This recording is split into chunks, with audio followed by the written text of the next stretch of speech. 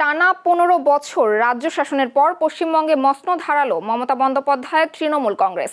বিধানসভার ২৯৩টি আসনের মধ্যে ২০৬ আসন পেয়েছে বিজেপি, আর তৃণমূল পেয়েছে ৮১টি আসন। এছাড়া সিপিএম ১টি, কংগ্রেস ২টি এবং অন্যান্য দল পেয়েছে ৩টি আসন।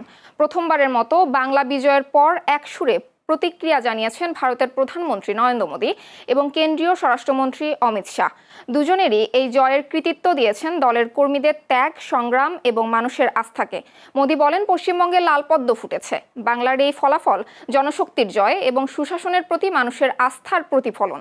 তিনি বাংলার প্রতিটি ভোটারকে কৃতজ্ঞতা জানিয়ে আশ্বাস দেন, নতুন সরকার মানুষের স্বপ্ন পূরণে কাজ করবে এবং সকলের জন্য সুযোগ ও মর্যাদা নিশ্চিত করবে।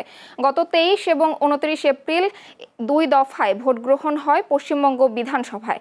সোমবার ভারতের স্থানীয় সময় সকাল ৮টা থেকে শুরু হয় ভোট গণনা।